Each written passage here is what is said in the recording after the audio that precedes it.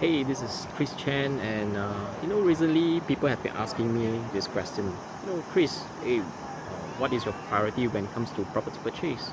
Well, first of all, I think you got to know the purpose of your purchase. Are you buying for own use? Are you buying it for investment? Or are you buying it for inheritance? Because nowadays, parents do buy for kids, right? And I still remember when I first buy my, my first house, for own use, I basically list down the top three priorities. First, basically, you need to know what are your priorities. For me, my first home, the first priority was that it has to be near LRT station.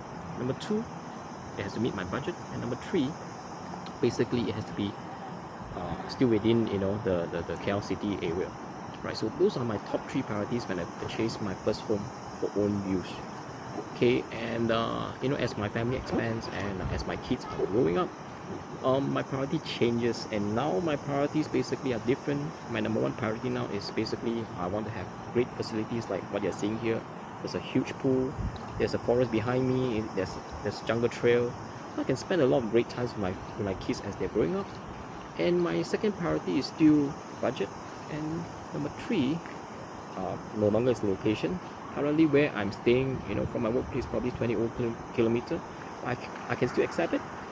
But I think importantly, my third priority becomes I need to have more car parks. So minimally, I have three car parks now, right?